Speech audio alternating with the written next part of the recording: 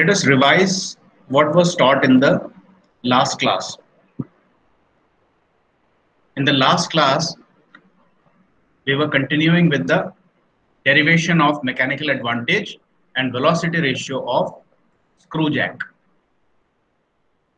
So we had understood the working of a screw jack, and if you intend to have a look at how a screw jack actually looked, this is a simple screw jack in which you apply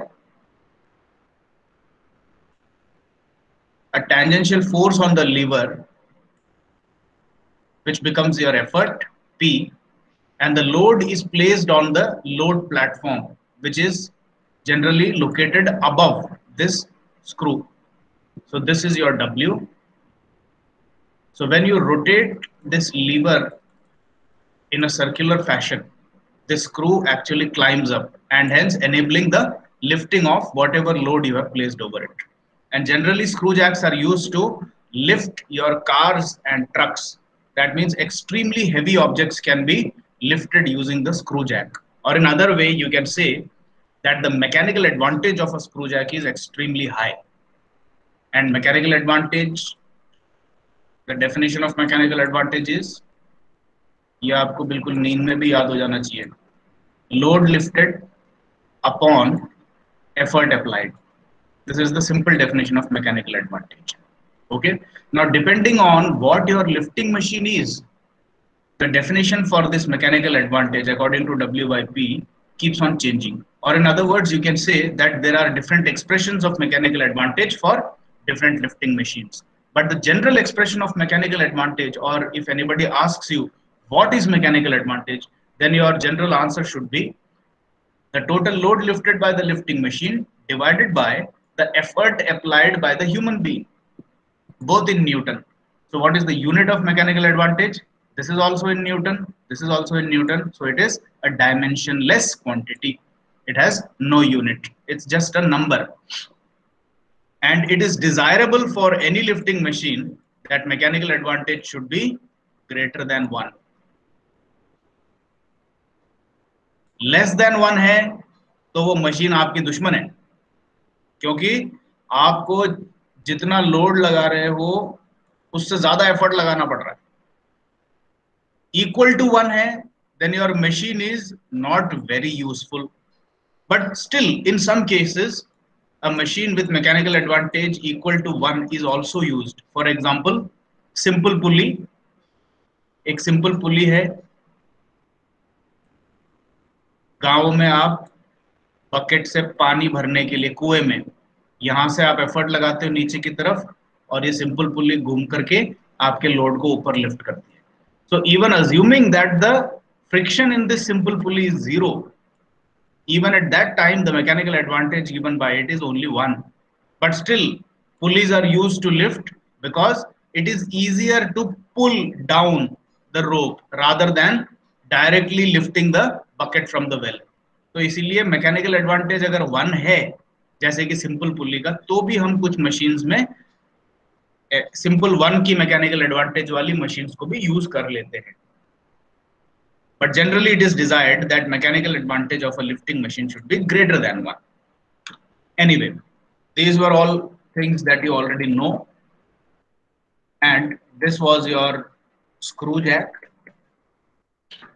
And now regarding the screw jack, we had come to a particular juncture with the derivation. We were trying to derive the velocity ratio and mechanical advantage. You already learned how to develop this triangle. What is the meaning of this triangle? I am not going to explain. You should recall what is the meaning of small p.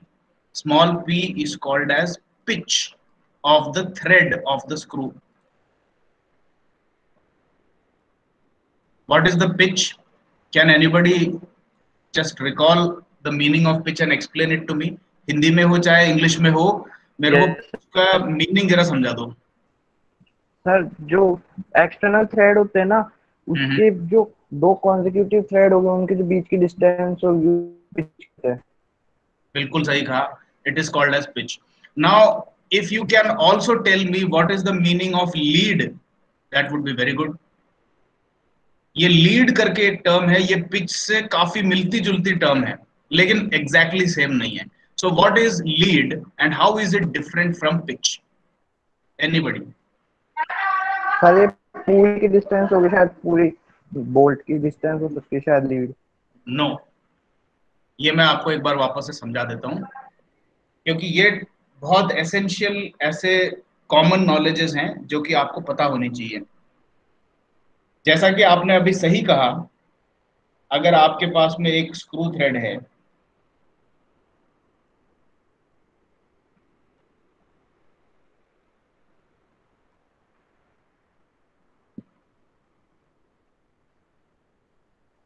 then this is called as pitch.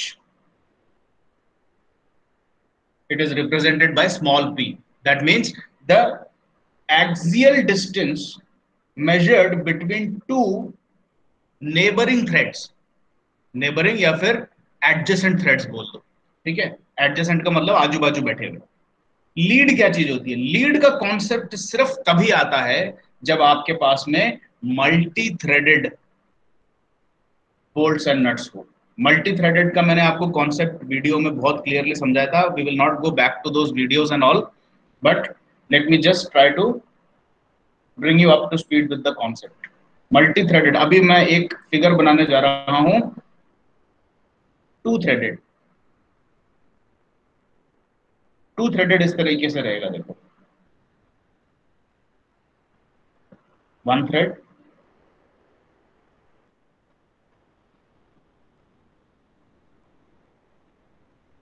Second thread,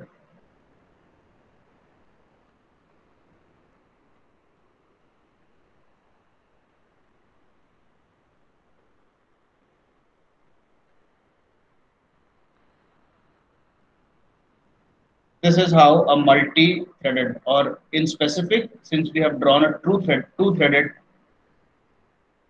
nut and bolt arrangement, ठीक है? तो to threaded का मतलब है, ये देखो, ये blue वाला जो पार्ट है, ये अगर इसके पीछे से अगर मैं इस थ्रेड को चेस करूं तो ये यहां जाके मिलेगा, फिर उसके बाद ये यहां आएगा, इस तरीके से चलेगा। और रेड वाले को अगर मैं ट्रेस करूं कि ये कैसे चल रहा है, इसके चारों तरफ कैसे घुमा हुआ है, तो ये इस तरीके से घूम रहा है,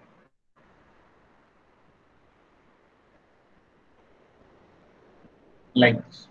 नाउ इन वन टर्न का मतलब अगर मैं इस थ्रेड को या इस स्क्रू को एक रोटेशन दूं, one rotation, then in a nut and bolt arrangement, यानी कि भाई थ्रेडेड पार्ट है तो सीधी सी बात है कि वो किसी बोल्ट, सॉरी, नट के अंदर भी गया हुआ होगा। नट आप लोग जानते हैं किस तरीके का होता है, हेक्सागोनल नट्स देखे हुए हैं आपने, उसमें इंटरनल, यस सर। ठीक है? इस नट के अंदर को ये बोल्ट जाता है, ठीक है? तो अब मैं ये जानना चाहता हूं कि अगर मैं इस नट को यहां पे पकड़ के रख लूं और सिर्फ इसको रोटेट करूं एक रोटेशन से, तो ये जो थ्रेड है या फिर ये जो बोल्ट है, ये कितना ऊपर या नीचे को जाएगा, यानी कि एक्सियल ट्रैवल इसका कितना होगा। Please try to understand this. मैंने इस नट को तो पकड़ के रखा है, इसको नहीं रोटेट कर रहा, मैं सिर्फ इस बोल्ट को रोटेट कर रहा हूं, तो सीधी सी बात है ये बोल्ट अपने रोटेशन के डायरेक्शन के हिसाब से या तो ऊपर को चलेगी या नीचे को जाएगी, ये तो आप समझ ही सकते हैं। अब मैं ये जानना चाहता हूं कि अगर मैं एग्जैक्टली 360 डिग्री से इसको एक बार रोटेट करूं, किसको, इसको, तो कितना ऊपर या नीचे चढ़ेगा? So the answer to this is कि अगर ये सिंगल थ्रेडेड है, जैसा कि अपन ने अभी इस वाले केस में ये सिंगल थ्रेडेड है, यानी कि इसमें एक ही थ्रेड पूरा इसमें वाइंडिंग लगा रखी है, तो ये कितना ऊपर चढ़ेगा? ये एक पिच के बराबर की डिस्टेंस से ऊपर चढ़ेगा। So in the case of a one threaded nut and bolt arrangement, one pitch is equal to lead, यानी कि लीड और पिच में कोई फर्क नहीं है अगर आपका थ्रेड सिंगल थ्रेडेड है तो। लेकिन जैसे ही आपने डबल थ्रेडेड या ट्रिपल थ्रेडेड, यानी कि एक थ्रेड से ज्यादा वाला बोल्ट और नट अरेंजमेंट ले लिया, तो इसके एक 360 डिग्री के रोटेशन में ये देखो, ये यहां से यहां तक ट्रेवल करेगा, या फिर ये कह लो कि ये यहां से यहां तक ट्रेवल करेगा। So that means the travel or the vertical or the axial travel of the bolt inside the nut will be equal to twice the pitch. क्योंकि पिच की डेफिनेशन तो वही है कि बगल बगल वाले दो पड़ोसियों के बीच में कितनी डिस्टेंस है, वो पिच अभी भी वही है। तो देखोगे यहां पर जो पिच थी सिंगल थ्रेडेड में, डबल थ्रेडेड में भी पिच वही है, इतना सही है। लेकिन लीड कितनी हो गई? लीड की डेफिनेशन है कि एक रोटेशन में कितना एक्सियल ट्रेवल होता है। पिच की डेफिनेशन क्या है? पड़ोसियों के बीच में डिस्टेंस कितनी है। तो पड़ोसियों के बीच की डिस्टेंस तो चेंज हो ही नहीं रही, pitch is not changing, the lead is changing. तो डबल थ्रेडेड के अंदर क्या होगा? एक रोटेशन में आपका जो एक्सियल ट्रैवल है वो यहां से लेकर के यहां तक होगा, ये पूरा होगा। तो आपने कितने कितने थ्रेड्स को स्किप कर दिया? एक, दो, दो थ्रेड्स आगे चला गया ये, इसीलिए इसको टू थ्रेडेड कहते हैं। अब उसी तरह से अगर मैं थ्री थ्रेडेड बनाऊं तो ये एक रोटेशन में तीन थ्रेड्स एक साथ ट्रैवल कर लेगा। तो डबल थ्रेडेड और ट्रिपल थ्रेडेड जो अरेंजमेंट्स होती है उनका एक्सियल ट्रैवल बहुत फास्ट होता है, और सिंगल थ्रेडेड जो होती है उनका एक्सियल ट्रैवल स्लो होता है, क्योंकि वो एक रोटेशन में एक पिच के बराबर ही जाती है। अब इस पूरे डिस्कशन से अगर आपको चीज समझ में आ गई है तो मेरे को डबल थ्रेडेड की लीड का वैल्यू पिच के टर्म्स में बताओ। What is the value of lead of a two-threaded nut and bolt arrangement in terms of pitch P? So twice of pitch. Absolutely right. It will be twice of pitch. What will be the value of lead in terms of pitch for a three-threaded nut and bolt arrangement? Size of pitch. It will be 3 times P. तो अब मैं ये आशा करता हूं कि the concept of lead and the concept of pitch is absolutely clear to you. ठीक है? Sir हाँ सर, ये जो टू थ्रेडेड है और ये हम्म। थ्री थ्रेडेड है, ये काम कहाँ पर है? ये काम आपने ये जितनी भी आपकी पेट बॉटल्स होती है ना, पेट बॉटल्स का मतलब जिसमें पेप्सी सोडा वगैरह जो खरीदते हो आप, तो उसमें ये डिजायरेबल होता है कि भाई स्क्रू, मतलब आपका जो ढक्कन होता है बॉटल के ऊपर, वो ढक्कन अच्छी तरह से टाइटली बंद तो हो जाए, तो उसके ऊपर थ्रेडिंग तो देते ही है, ठीक है। लेकिन ये भी डिजायरेबल होता है कि भाई कस्टमर को 50 बार घुमाना नहीं पड़े ताकि वो ढक्कन खुले, मतलब एक आधे बार घुमाते ही ढक्कन खुल के बाहर आ जाए। तो ऐसे केसेस में जो पेट बॉटल्स वगैरह होती है उसके अंदर ढक्कन और बॉटल के बीच की जो थ्रेडिंग होती है, they keep it as multi threaded, मतलब सिंगल थ्रेडेड नहीं होती है, वो टू या थ्री थ्रेडेड होती है। जहां तक मेरे को लगता है डबल थ्रेडेड होती है। तो डबल थ्रेडेड में क्या फायदा है भाई? Yes sir, nut and double bolt thread होती है। है ना, नट एंड बोल्ट तो किसी भी चीज को बंद करने में कसने में काम आती ही आती है। लेकिन डबल थ्रेडेड का फायदा यह है कि थोड़ा सा घुमाते ही बहुत तेजी से वो एक्सियल डिस्टेंस ट्रैवल करता है, यानी कि खुलना और बंद होना डबल थ्रेडेड और ट्रिपल थ्रेडेड में जल्दी होगा, किसके मुकाबले? सिंगल थ्रेडेड के। अगर मैं बॉटल्स की थ्रेड को सिंगल थ्रेडेड बना दूं तो आपको पेप्सी पीने के लिए उस बॉटल के ढक्कन को कम से कम 4 बार घुमाना पड़ेगा, तब जाकर के वो खुलेगी। लेकिन अब आप कभी भी पेप्सी या सोडा कभी पियोगे तो उसके ढक्कन को खोलने में जरा ध्यान लगाना कि कितना कितना घुमाना पड़ता है उसको। You will be surprise to see कि मुश्किल से 1 बार या 1.5 बार घुमाने से ढक्कन खुल के बाहर आ जाता है, ठीक है। तो that is the advantage of multi threaded objects. Clear हो गया आपको? Yes sir. ठीक है, अब अपन आगे चले। अपन ने पिछली क्लास में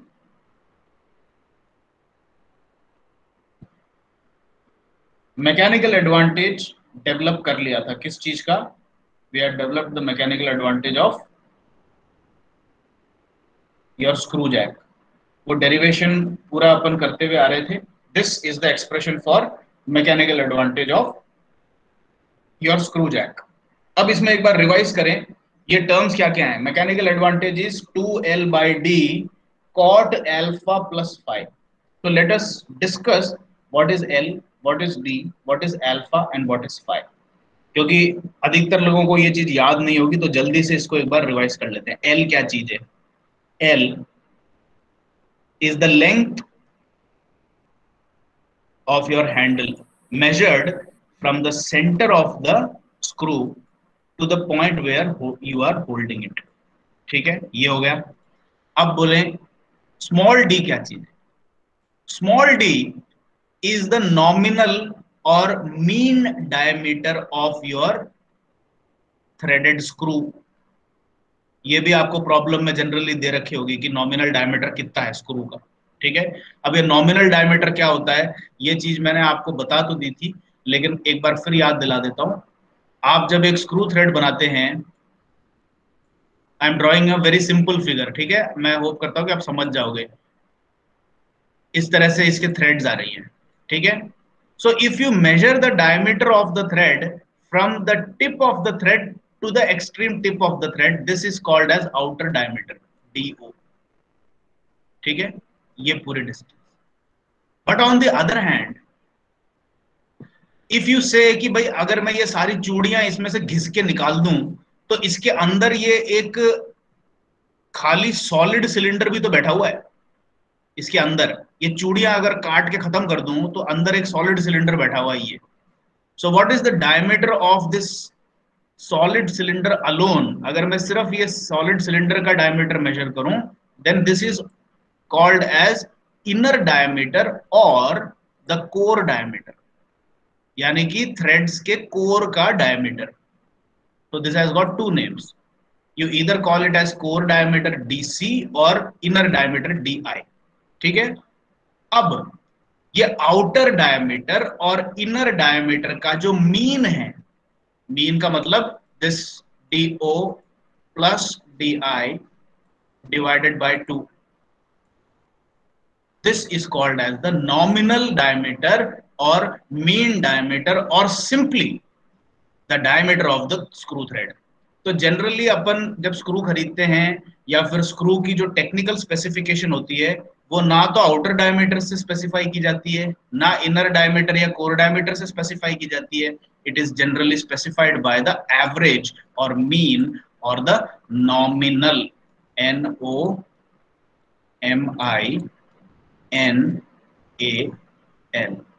नॉमिनल डायमीटर D।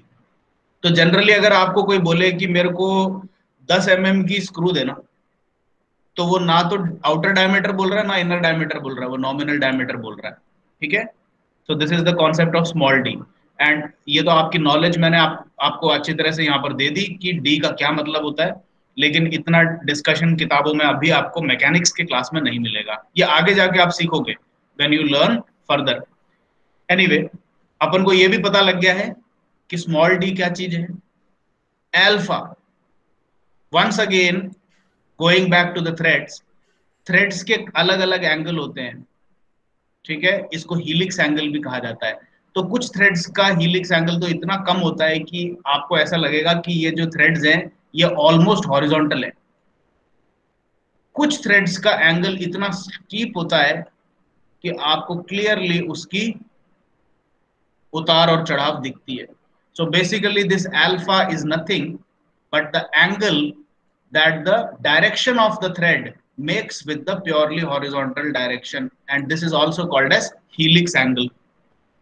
आगे चलें, फाई क्या चीज है?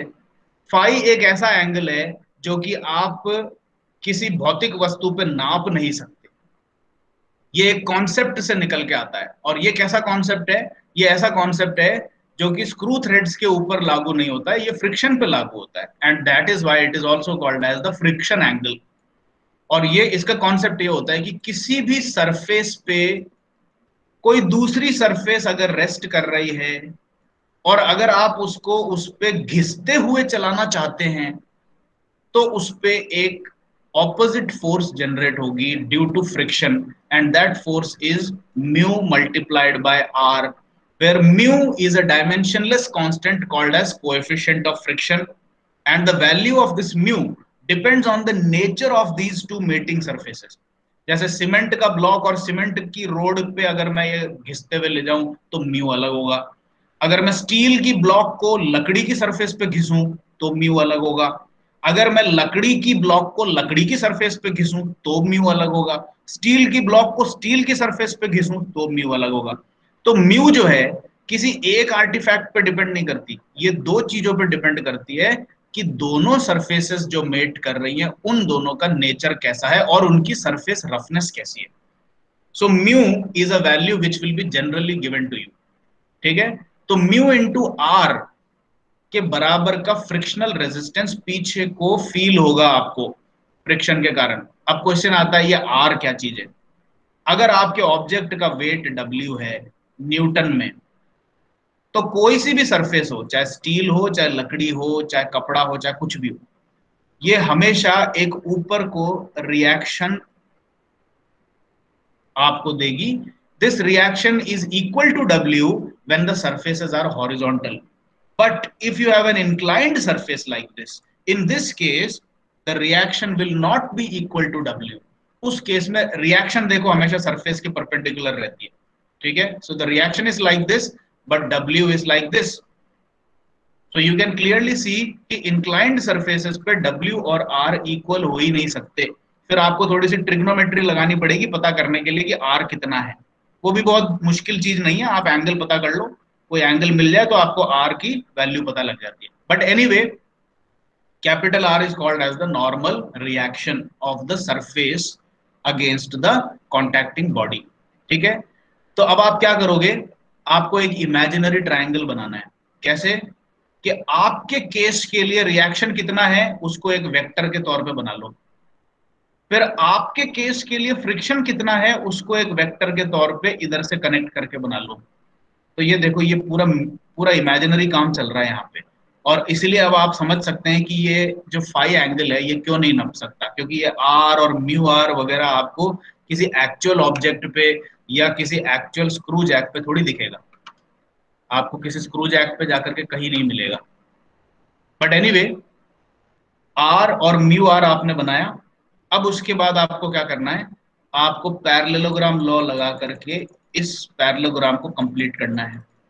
पैरेललोग्राम लॉ किस पे लगता है, to find the resultant of any two vectors which are positioned in such a way so that they constitute two adjacent sides of a parallelogram. तो आपने R और म्यू आर को पैरेललोग्राम के दो एडजेसेंट साइड्स के हिसाब से set तो कर लिया. अब इसका रिजल्टेंट क्या होगा, construct the complete parallelogram and connect the opposite diagonal edges. ये इसका रिजल्टेंट हो गया. ठीक है, अब इसका मैं नाम भी नहीं दूंगा कि इसके रिजल्टेंट को क्या नाम दे, एफ दे, आर दे, no need to name it. बस आपको दिख रहा है कि ये जो डायगोनल है this is the resultant of R and mu R, and the angle which you will obtain between R and the resultant vector is called as angle of friction or phi. बस ये है इसका concept. तो आपको इतनी ज्यादा जानकारी, overloading information हो जाती है, लेकिन पते की बात क्या है, you just have to remember this relation, that's all. अगर आपको कोई कहे कि भैया दो सरफेसेस के बीच में कोएफिशिएंट ऑफ फ्रिक्शन 0.3 है, आप मेरे को एंगल ऑफ फ्रिक्शन बताओ, तो आप ये मत सोचना कि अरे यार अब जाकर के वो आर म्यू आर और पैरेललोग्राम लॉ सब लगाना पड़ेगा. No, nothing. आपको सिर्फ ये रिलेशन याद रखना है और ये रट लेना है जिंदगी भर के लिए कि coefficient of friction tan phi के बराबर होता है हमेशा. तो अगर म्यू दे रखी है तो आप उसको इक्वल टू tan फाई कर दो. अब बताओ क्या फाई नहीं निकाल सकते क्या आप? क्या करना है, 0.3 का tan इनवर्स ले लो. समझ रहे हो, 0.3 का tan इनवर्स लेते ही आपको फाई एंगल डिग्रीज में मिल जाएगी. तो फाई को पता करना कुछ भी बड़ी बात नहीं है, और ये सारी चीजें आपकी नॉलेज के लिए थी. But you don't have to use this whole concept in order to get a value of phi. All that you need to do is coefficient of friction को इक्वल टू tan फाई रखो, tan inverse इसका लो तो phi मिल गया, खत्म बात, यहीं पे कहानी खत्म. ठीक है, तो अब अपने को यह भी पता लग गया कि आपके डेरिवेशन में ये फाई क्या थी. ठीक है, एनीवे यहां तक की बात क्लियर हो गई. तो अब अपन जल्दी से जाकर के आगे की कहानी को कवर कर लेते हैं. ठीक है, ये देखो यहां तक अपन आ गए. Mechanical advantage is 2L/d cot alpha plus phi. अब मैं ज्यादा बिना लिखे डायरेक्टली आपको यहां समझा देता हूं, क्योंकि अब ये सिंपल मैथमेटिक्स है इसके आगे. नाउ वेलोसिटी रेशियो कितनी होगी? Velocity ratio as per the definition is the distance moved by effort divided by distance moved by load. So now what we are going to do is we are going to come back to this figure. अब ये बताओ P का constant effort लगाते हुए अगर मैंने एक पूरा चक्कर लगा लिया लीवर पे, यानी कि लीवर को पूरा एक रोटेशन से रोटेट कर दिया, और इस लीवर की लेंथ है L. So please tell me what is the distance covered by the effort y? 2 पाई ये 2 पाई एल के बराबर होगा. क्यों हुआ ये 2 पाई एल के बराबर? क्योंकि इस सर्कल का रेडियस है एल, तो सर्कल का सर्क्यूमफरेंस यानी कि सर्कल का जो ट्रैक है उसका टोटल डिस्टेंस हो गया 2 पाई रेडियस यानी कि 2 पाई एल. वाई मिल गया. अब ये बताओ, आपको अभी अभी मैंने पिच और लीड की कहानी पूरी समझा दी. So let me expand this image. ये देखो, दो चूड़ियों के बीच की कॉन्जिक्यूटिव डिस्टेंस ये मैंने मार्क करी है, and this is your pitch. ठीक है, दो चूड़ियों के बीच की डिस्टेंस है. Now please listen to me carefully. Assuming that this is a single threaded screw jack. ये सिंगल थ्रेडेड है, मैंने दे दिया आपको. ठीक है, डबल थ्रेडेड और मल्टी थ्रेडेड नहीं है. और पहले से ही बता दूं, स्क्रू जैक को कभी भी मल्टी थ्रेडेड नहीं बनाते. Never. Multi threaded screw jack बनाने का मतलब है कि आप अपने हाथों से ज्यादा मेहनत करोगे उसमें. किसी भी लिफ्टिंग मशीन में अगर आपको कम ताकत लगानी है तो वेलोसिटी रेशियो को बढ़ाना पड़ता है. ये समझ लेना, याद रख लेना. कभी भी अगर कोई डिजाइन करने की जरूरत पड़ जाए कोई मशीन, या फिर आगे जाके एडवांस क्लासेस में, नॉट नाउ, तो आपको ये याद रखना है कि कम ताकत लेने वाली मशीन वही है जिसका वेलोसिटी रेशियो हाई है. यानी कि आपको खूब बार ये घुमाना पड़े तो जाकर के ये थोड़ा सा चढ़ेगा. ऐसी सिचुएशन में ही आपको कम ताकत लगानी पड़ेगी. अगर आप ऐसा स्क्रू जैक बनाने की कोशिश करें, यार मैं इसको 2 बार घुमाऊं और पूरी कार उड़ जाए, ठीक है, मतलब आप सोचो यार मैं बार बार क्यों घुमाऊं. ऐसी मशीन बना लेते हैं ना जो कि 1 बार 2 बार घुमाए और कार पूरी की पूरी हवा में उठ गई. तो उस केस में आपको ये जो ताकत है ये कम से कम कार की आधी वेट के बराबर की ताकत लगानी पड़ेगी. और आप ऐसा करने के लिए क्या करोगे कि बहुत ज्यादा तेजी से इसको ऊपर को लिफ्ट करना चाहते हो तो ऑब्वियसली आप मल्टी थ्रेडेड की ऑप्शन को चेक करोगे. बोले यार सिंगल थ्रेडेड में तो धीरे धीरे चढ़ता है, मैं इसके 4 थ्रेडेड बना देता हूँ कि एक ही रोटेशन में 4 पिच के बराबर ऊपर उठ जाए. तो उस केस में पी बहुत ज्यादा हो जाएगा आपका. So that is not a good idea. ठीक है, तो इसीलिए कभी भी कोई इंजीनियर अपने स्क्रू जैक को सिंगल थ्रेडेड से ऊपर कभी नहीं बनाता. All the screw jacks in this whole world you will find they are all single threaded. तो अब इस बात को भी आपने समझ ली. तो अब ये बताओ कि अगर मैं इस लीवर को एक रोटेशन देता हूं तो लोड कितना ऊपर उठेगा? Please tell me. एक पिच के बराबर. एक पिच के बराबर उठेगा. So the distance travelled by your load x is nothing but single pitch. Now, what is the definition of velocity ratio? Velocity ratio is defined as y divided by x. तो इसका मतलब velocity ratio का expression हो गया 2 pi L upon P. यही चीज यहां पर अपन ने दे दिया आपको 2 pi L upon P. बिना फिगर के अंदर ज्यादा डिस्कशन किए डायरेक्ट दे रखा है किताब में, लेकिन अब आपको पता है कि क्यों ऐसा आया. ठीक है, नाउ ये पिच जो है इसकी जानकारी अपन इस ट्राइंगल से जाकर के पता कर सकते हैं. Come back to this triangle and let us see what is your pitch. ठीक है, 1 मिनट रुक जाओ. या ये ट्राइंगल कैसे डेवलप हुआ था ये आपने बहुत पहले समझ लिया है. यहां पर अल्फा है helix angle, perpendicular is pitch, base is pi D. तो अब इसमें से क्या निकाल सकते हो आप? क्या मैं कह सकता हूं कि tan alpha is equal to P upon pi d? सही है क्या इस ट्राइंगल में से? Yes sir. So pitch is equal to pi d tan alpha. ठीक है, तो अब मेरे को जहां पिच दिख रहा है वहां पर मैं पाई डी tan अल्फा रख देता हूं भाई, इसको मल्टीप्लाई कर दिया यहाँ पे, और क्या पिच निकल गया। अब मैं पाई डी tan अल्फा को यहां लेके आ रहा हूं, इसको हटा दो और पाई डी tan अल्फा रख दो। पाई से पाई कैंसिल हो गया, 2l/d तो यहां आ गया, और 1/tan अल्फा को cot अल्फा लिख दिया।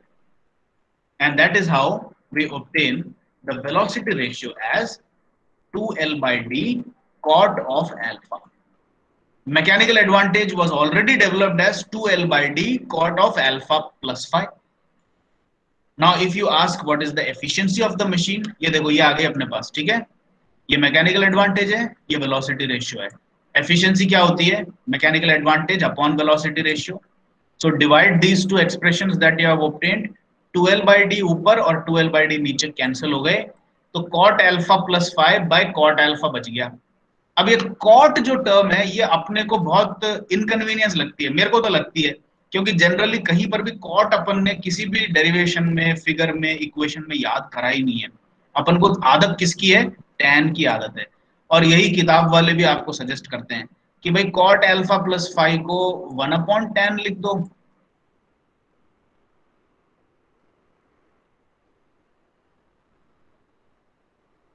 Whole divided by cot alpha को 1/tan अल्फा लिख दो।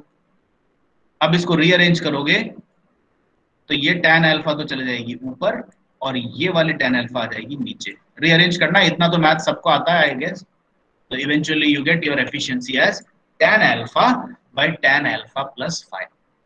तो कुल मिलाकर के आपकी स्क्रू जैक की mechanical advantage length of lever पे डिपेंड करती है, diameter, nominal diameter of screw thread पे डिपेंड करती है, थ्रेड का एंगल कितना है हीलिक्स का उस पर डिपेंड करती है, और आपके इंटरनल और एक्सटर्नल थ्रेड्स के बीच में फ्रिक्शन कितना है उस पर डिपेंड करती है।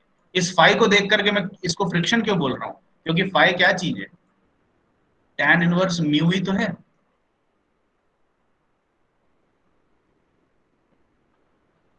ये आपको भी बता दिया था, tan phi is always equal to mu. ठीक है, और म्यू क्या है? म्यू सिर्फ और सिर्फ फ्रिक्शन की बात करता है। तो फाई क्या है? फाई भी सिर्फ फ्रिक्शन की बात कर रहा है, क्योंकि ये tan इनवर्स ऑफ म्यू है। तो कहीं पर भी फ्रिक्शन एंगल दिख जाए तो आप तो मान लेना कि फ्रिक्शन ज्यादा होगी तो फाई ज्यादा होगा, फ्रिक्शन कम होगी तो फाई कम होगा, बस इतनी सी बात है। ठीक है, तो यहाँ पर फाई जो रखा हुआ है ये सीधे सीधे फ्रिक्शन का सूचक है, यानी कि this directly gives you the indication of how much friction is there in your screw jack. So these are the parameters on which mechanical advantage depends. These are the parameters on which velocity ratio depends. अब आप सरप्राइजली ये देखिए कि velocity ratio is independent of friction. Velocity ratio को इससे कोई मतलब ही नहीं है कि सिस्टम में कितना फ्रिक्शन है, फ्रिक्शन हो चाहे नहीं हो, velocity ratio कांस्टेंट है, लेकिन मैकेनिकल एडवांटेज कांस्टेंट नहीं है। ठीक है, अब इन दोनों को देख करके ये आपकी एफिशिएंसी आ गई। So this is the efficiency of your screw jack. तो आपकी ये जो डेरिवेशन है ये सबसे टिपिकल डेरिवेशन थी मेरे ख्याल से पूरे पूरे इंजीनियरिंग मैकेनिक्स के सब्जेक्ट में, सबसे टिपिकल डेरिवेशन यही था। तो इसलिए इसमें थोड़ा ज्यादा टाइम ले लिया, और इसमें खासकर की टाइम ज्यादा इसीलिए लगा because there are a lot of concepts that you have learned, क्योंकि आपको 12th क्लास से 11th क्लास से लेकर के आधी इंजीनियरिंग कवर करा देती है इस डेरिवेशन के अंदर के कॉन्सेप्ट्स जो है। आपको पिच का कॉन्सेप्ट समझ में आया, आपको लीड का कॉन्सेप्ट समझ में आया, फ्रिक्शन और फ्रिक्शन एंगल का कॉन्सेप्ट समझ में आया, हीलिक्स एंगल का कॉन्सेप्ट समझ में आया, मैकेनिकल एडवांटेज और वेलोसिटी रेशियो का कॉन्सेप्ट तो मशीन्स के थ्रू आपका चल ही रहा है। तो इसमें there are a lot of concepts that were explained to you eventually. एक सेकंड होल्ड कीजिए।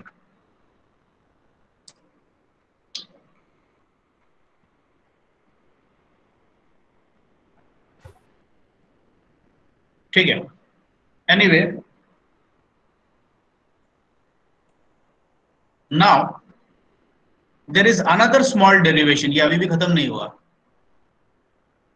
ये आपसे एक स्टैंड अलोन क्वेश्चन पूछा जा सकता है और ये डेरिवेशन के तौर पे कई बार आ भी जाता है, so you should remember this. तो ये तो रट ही लिया अब आपने, ये मान लो कि अब ये रटना है, बॉक्स करके दिया है, you have to remember it now.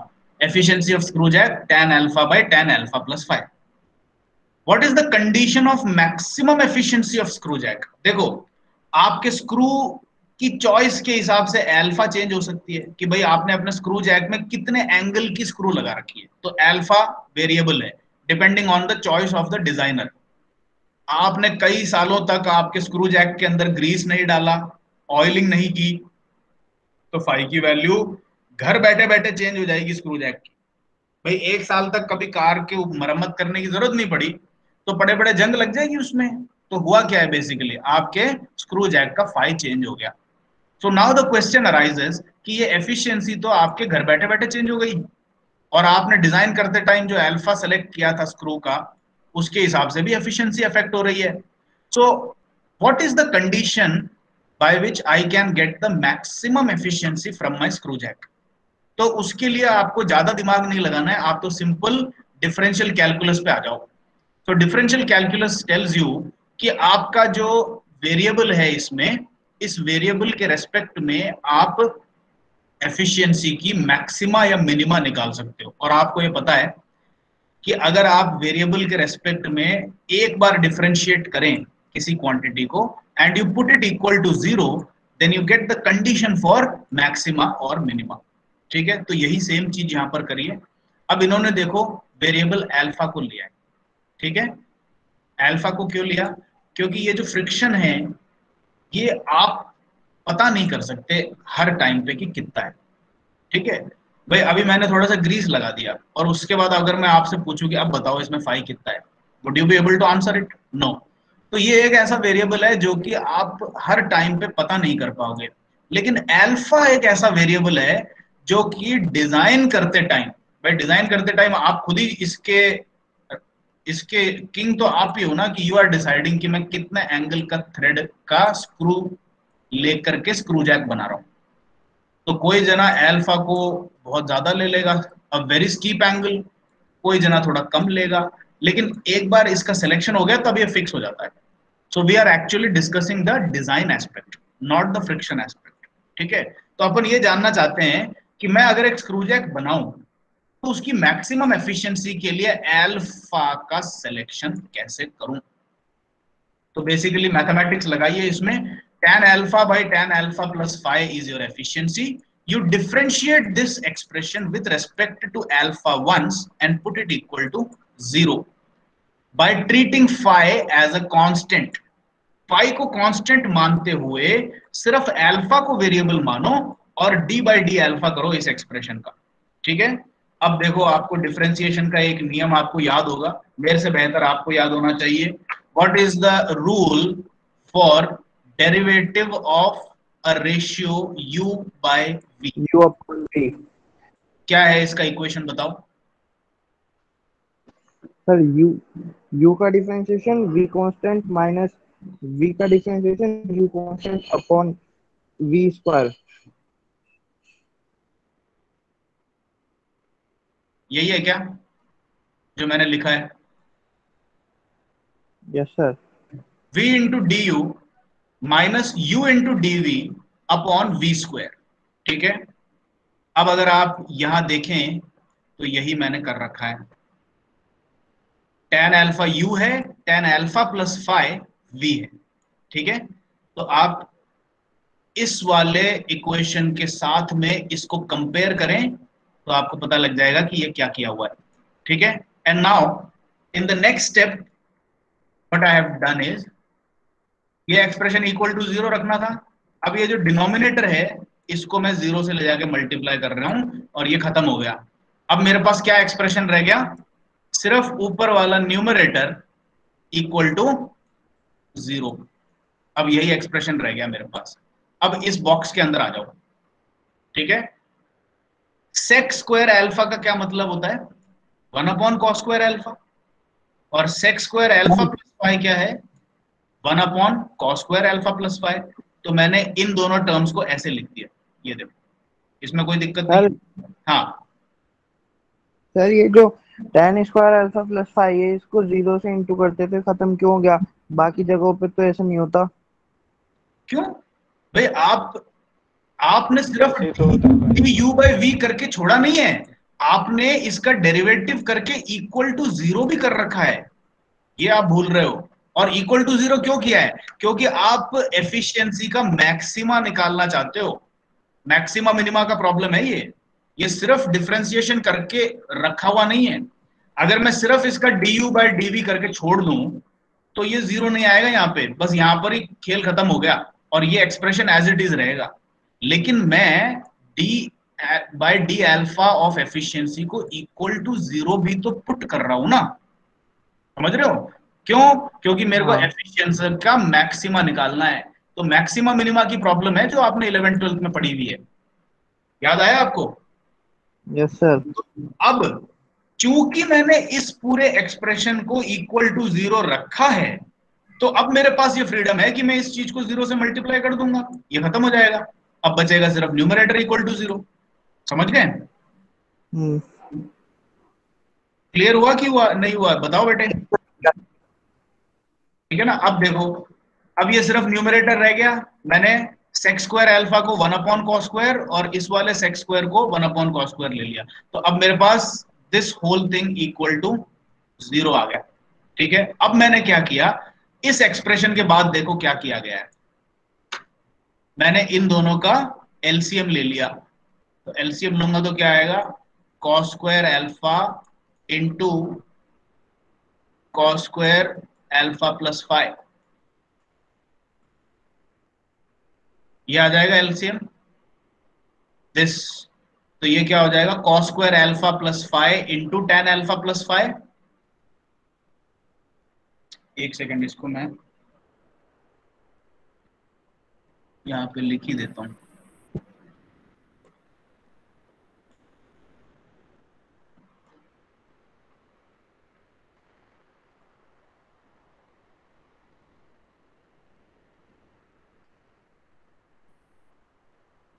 Minus tan alpha into cos square alpha, ये आया कि नहीं आया बताओ? And this whole thing is equal to zero. इस वाले बॉक्स को देखो, ये रेड बॉक्स को, क्या इस बॉक्स को मैं ऐसे कर सकता हूं कि नहीं कर सकता हूं? ठीक है, अब वापस से ये जो डिनोमिनेटर मिल रहा है, इसको फिर ले जाके जीरो से मल्टीप्लाई कर दिया, तो अब मेरे पास क्या बचा, ये जो न्यूमरेटर है, this whole thing becomes equal to zero. ठीक है,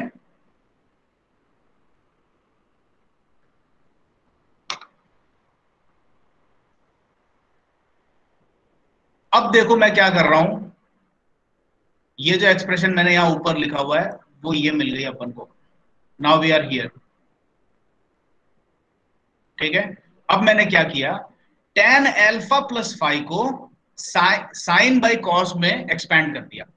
अब नीचे वाला एक कॉस और यहां वाला एक कॉस कैंसिल हो गया, तो ये जो एक्सप्रेशन है ये आप लोग खुद ही देख सकते हैं, tan alpha plus 5 cos square को साइन अल्फा प्लस 5 कॉस करके लिख सकता हूं। एक कॉस कैंसिल हो गया नीचे वाले कॉस से। वही सेम चीज इस वाले एक्सप्रेशन पर भी की, टेन अल्फा को sine alpha by cos alpha किया, तो एक कॉस अल्फा से एक कॉस अल्फा कैंसिल हो गया, तो यहां पर बच गया साइन अल्फा कॉस अल्फा। अब ये माइनस साइन था यहां पर, ये देखो, तो यहां पर जो क्वांटिटी बच रही है इसको मैं राइट साइड ले गया, और ये जो कैंसिलेशन हुआ है उसके बाद अब मेरे पास ये एक्सप्रेशन रह गया। ठीक है, अब इसमें मैंने एक एडिशनल ट्रिक और लगाई कि लेफ्ट हैंड साइड और राइट हैंड साइड दोनों को 2 से मल्टीप्लाई कर दिया। ठीक है, अब ये देखो, ये इक्वेशन आपको याद आ रही है क्या, to sign A cos A किस चीज का फॉर्मूला होता है? साइन 2a का फॉर्मूला होता है सर। साइन 2a का फॉर्मूला होता है, एक सेकेंड, ये साइन 2a का फॉर्मूला होता है। और उसी तरीके से यहां पर अगर मैं 2 लगा दूं तो इस पे भी साइन 2a का फॉर्मूला लग जाएगा, और ये एक्सप्रेशन बन जाएगा sine of 2 alpha plus 5 is equal to sine of 2 alpha, ये एक्सप्रेशन बन जाएगा। ठीक है, और वही चीज यहां दे रखी है, ये देख लो। अब इस कंडीशन को और थोड़ा सा आगे ले गए, ये भी हो सकता है आपको समझने में प्रॉब्लम आए, तो इसको भी मैं क्लियर करता हूं। अब ये बोल रहा है कि sine of this angle is equal to sine of this angle. तो कभी भी अगर मैं आपको ये कहूं, जैसे कि यहां पर मैं एक एक्सप्रेशन आपको लिख के दिखाता हूं,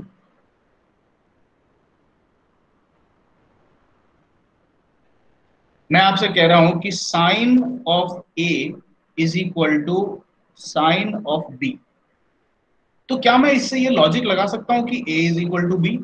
ये बताओ मुझे। बिल्कुल साफ साफ यही लॉजिक समझ में आती है भाई। एक एंगल है ए, मैंने बता नहीं रखा कितना है, और एक एंगल है बी, वो भी मैंने बता नहीं रखा, लेकिन मैं ये कह रहा हूं कि ए का साइन और बी का साइन बराबर है, तो आप फटाक से यही सोचोगे कि ओ फिर तो इसका मतलब यही हुआ कि ए इज इक्वल टू बी। तो अगर ये लॉजिक मैं यहां लगाने की कोशिश करूं, तो मेरे को यही लॉजिक समझ में आता है कि 2 alpha plus 2 five must be equal to 2 alpha. तो मैं ये कह रहा हूं कि sine of 2 alpha plus 2 five is equal to sine of 2 alpha. तो ये ऊपर वाला कॉन्सेप्ट लगा करके मैं ये क्लेम करना चाहता हूं कि that means 2 alpha plus 2 five is equal to 2 alpha. फिर ये 2 अल्फा से 2 अल्फा कैंसिल हो जाएगा, तो इसका मतलब 2 फाइव इज इक्वल टू 0, तो इसका मतलब फाइव इज इक्वल टू 0। यानी कि आप ये कह रहे हो कि फ्रिक्शन ही 0 है। क्या ये पॉसिबल है? आप बताओ। No sir, no sir. तो अगर फाइव 0 नहीं हो सकता, तो इसका मतलब है 2 फाइव प्लस 2 अल्फा 2 अल्फा के बराबर नहीं हो सकता। तो इसका मतलब है कि sine of 2 five plus 2 alpha equal to sine of 2 alpha जो है, ये कुछ और बात बता रही है आपको। Now you want to know कि अगर इससे सीधे सीधे ऐसा इंप्लीकेशन नहीं निकलता, तो फिर और क्या लॉजिक है इसके पीछे। Now I will tell you another logic. Trigonometry की ये सब जोड़ जुगाड़ हैं। If sin A equal to sin of B, then I can claim that A is equal to pi minus B, or pi minus A equal to B, ये भी मैं claim कर सकता हूं। आप चाहे तो अभी अपने कैलकुलेटर लेकर के कोई सा भी एक एंगल सेलेक्ट कर लो, ठीक है। फॉर एग्जाम्पल अपन सिर्फ थीटा ले लेते हैं। ये बताओ, क्या sine theta equal to sine pi minus theta नहीं है क्या? आप बताओ। है सर। है ना? तो इसका मतलब है कि अगर मेरे को sine A equal to sine B दिखता है, और मेरे को इस बात से वर्जित कर दिया जाता है कि ए को बी के डायरेक्टली बराबर आप नहीं रख सकते, तो मेरे पास सिर्फ एक ही चारा बचता है कि मैं या तो ए को पाई माइनस बी के बराबर रखूं, या पाई माइनस ए को बी के बराबर रखूं। इस कॉन्सेप्ट को लेकर के अपन आगे चले, and they have placed 2 alpha plus 5 equal to pi minus 2 alpha. अब इससे ये रीअरेंजमेंट हो गया, आप खुद ही कर लो ये rearrangement. So alpha comes out as pi minus 4 minus 5/2। ठीक है, ये है आपकी कंडीशन फॉर मैक्सिमम एफिशिएंसी। लेकिन इसको यहां पर भी इन्होंने छोड़ा नहीं है, ये इसको और थोड़ा सा आगे फर्दर ले गए। ठीक है, एफिशिएंसी का एक्सप्रेशन लेकर के आए वापस से। एफिशिएंसी का एक्सप्रेशन था tan alpha upon tan alpha plus 5।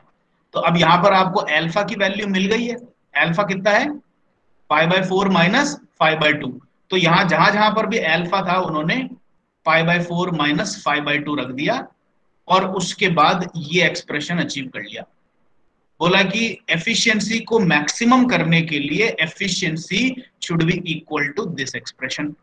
अब यहां पर भी ये रुके नहीं, और उसके बाद इन्होंने इसको एक्सपैंड किया। अब मैं आपसे ये चाहता हूं कि ये वाला जो एक्सप्रेशन है, ये जो डेरिवेशन है, इतना सा पार्ट, ये आप लोग खुद देखें। आई एम 100% श्योर कि आप लोग इसको देख कर के इसकी क्लैरिटी पता लगा सकते हैं। इसीलिए मैंने अलग से हाथ से लिख करके एक्सपैंड किया यहाँ पे। Apply the formula of tan a minus tan b and apply the formula of tan a plus b। ठीक है, tan a माइनस b और tan a प्लस b के फॉर्मूले लगाना सीखिए, और इसके एक्सपेंशन को देखिए, और eventually you will get the condition of maximum efficiency of a screw jack is 1 minus sine phi upon 1 plus sine phi. ठीक है, ये इसका डेरिवेशन हुआ, और इसके साथ स्क्रू जैक खत्म हो गया। अब ये एक छोटा सा टॉपिक और बचता है, इसका डेरिवेशन सिर्फ इतना सा ही है, इतना सा डेरिवेशन है इसका। तो इसके लिए मैं एक एडिशनल लेक्चर बना दूंगा और ये आपको सेंड कर दूंगा, ठीक है। और नेक्स्ट क्लास में अपन लिफ्टिंग मशीन्स के जितने भी न्यूमेरिकल्स हैं उसके ऊपर एक डेडिकेटेड क्लास लेंगे, one dedicated class only for numerical problems of lifting machines so that your confidence will be boosted, ठीक है। तो आज की क्लास में जितना मैंने आपको समझाया आपको क्लियर हुआ कि नहीं हुआ? Please tell me a feedback.